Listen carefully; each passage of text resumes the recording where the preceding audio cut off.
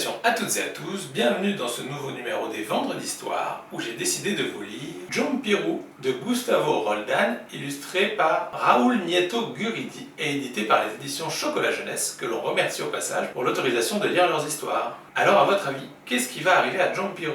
Il n'y a qu'un seul moyen de le savoir, c'est d'écouter l'histoire. Dans le petit village où vit Djampiru, chaque nuit il se passe deux choses. La première, à la tombée de la nuit, tout le monde s'assoit en cercle autour du feu pour raconter et écouter des histoires. Des histoires nouvelles, des histoires anciennes, des histoires vraies et des histoires fausses. Djampiru s'installe en général au premier rang avec Olivia, son oiseau, pour ne pas en perdre une miette. Chacun raconte des histoires, les enfants, les adultes et les vieux.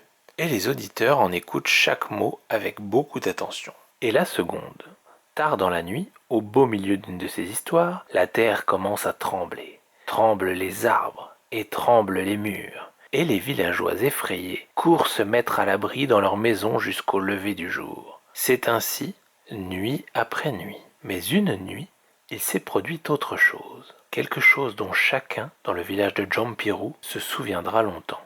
Le plus vieux du village, était en train de raconter une histoire. L'histoire d'un homme qui voulait faire de la musique en plantant une fleur au milieu du désert. Quand soudain, le sol se mit à trembler, 2 fois plus vite et 2 fois plus fort que d'habitude. Immédiatement, tout le village se dispersa et tous se précipitèrent dans leur maison pour s'y abriter. Au milieu de cette débandade, Olivia eut si peur qu'elle s'envola, se heurtant aux branches des arbres, puis se perdit dans l'obscurité. Djampiru l'appela, la chercha partout, mais mis à part quelques plumes flottant dans l'air, il n'y avait aucune trace de l'oiseau. Résigné, il rentra chez lui. Dès que cessèrent les tremblements, la nuit cessa soudain d'être la nuit. Elle disparut comme un soupir, cédant la place à un immense rien, blanc comme une feuille de papier, enveloppant le village tout entier.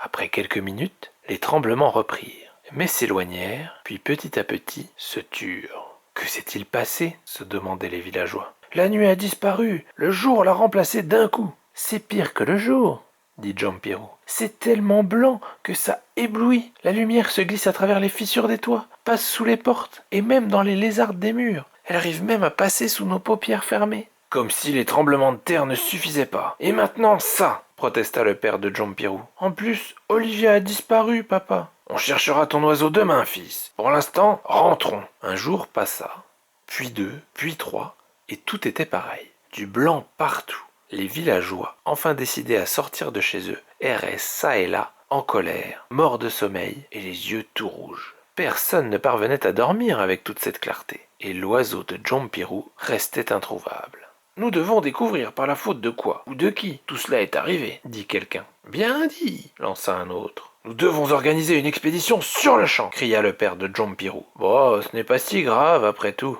dit un quatrième. « Au moins les tremblements de terre ont cessé. C'est quand même plus calme. »« Oui, » grommela la mère de Djampiru. « Mais si la nuit ne revient pas, nous allons mourir d'ennui. »« Ou de fatigue, » ajouta un autre. « Et nous ne connaîtrons jamais la fin de l'histoire de la fleur dans le désert, » renchérit un vieil homme. « Je veux venir, » s'écria Djampiru. On lui répondit que non, que certainement pas, et que cela était une affaire d'adultes.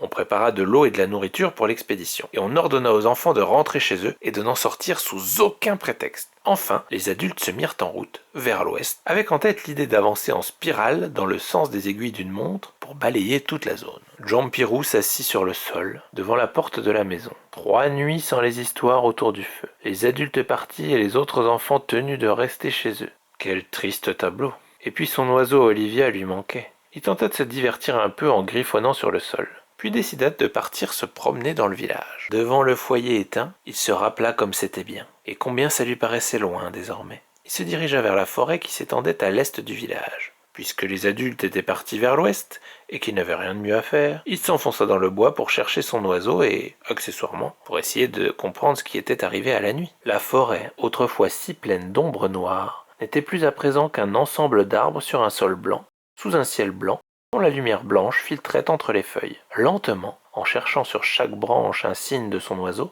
Djampiru déambula pendant un certain temps. Il marchait depuis plus d'1 heure quand tout à coup, il sentit une secousse sous ses pieds. Puis juste après, un violent tremblement de terre qui agita la forêt tout entière. « Que fais-tu ici, petit homme ?» fit une voix. Derrière Djampiru se tenait un géant qui le regardait d'en haut. Que fais-tu ici, petit homme? Demanda à nouveau le géant. Djampiroux avala sa salive et prit un instant pour observer toute l'immensité du géant. J'enquête. Et tu enquêtes sur quoi, petit homme? Sur mon oiseau qui est parti, et sur la nuit qui a disparu. Je vois que tu es très occupé, petit homme. Tu sais quelque chose, géant? De ton oiseau, je ne sais rien, mais pour l'autre chose, oui, je sais, car c'était moi. Toi? Oui, moi. J'ai avalé la nuit. Je l'ai avalé comme un verre d'eau fraîche. J'ai bu chaque étoile, chaque morceau de noir qui les entoure. Et en dessert, j'ai avalé la lune. Mais pourquoi as-tu avalé la lune, géant? Parce que vous tous, vous avez peur de moi, petit homme. Et ça me rend furieux. Quand j'approche du village, tout le monde rentre chez soi. Vous vous cachez parce que je suis grand et lourd. C'est donc toi qui fais trembler le sol? Oui, c'est moi. Nous avions peur car nous pensions à un tremblement de terre. Que gagnes-tu à faire ça, géant? En avalant la nuit, tu nous enlèves le meilleur moment de la journée. Tu nous prives de nos soirées autour du feu, et de sortir regarder les étoiles, et de dormir. Sans la nuit, nous n'arrivons plus à dormir. Nous sommes comme des zombies. Et le pire, c'est que sans nuit, il n'y a plus d'histoire, plus de contes. Les histoires n'ont plus de sens entourées de tout ce blanc. Les histoires sont bien meilleures dans l'obscurité, géant. Alors le géant soupira. Djampiroux vit une larme couler sur sa joue. Eh bien, qu'est-ce qu'il y a maintenant, géant? Si je m'approche du village, c'est pour entendre ces histoires, petit homme. Nuit après nuit. Je dois rester à l'écart pour ne pas vous effrayer, mais je suis trop loin pour vous entendre. Et si j'essaye de m'approcher, tout le monde s'enfuit en entendant mes pas, même sur la pointe des pieds. Moi aussi j'aime les histoires, petit homme, mais personne ne m'en a jamais raconté une seule, de toute ma vie. Sans la nuit, il n'y aura plus d'histoire, ni pour toi, ni pour personne, géant. La nuit est à tout le monde, à toi, à moi et à tout le village. Si tu veux que je te raconte une histoire, il faut que tu nous rendes la nuit, géant. Recrache-la. Rends-nous la nuit et je te promets que je serai le premier à te dire une histoire. J'allumerai un feu ici même et je te raconterai un très beau conte.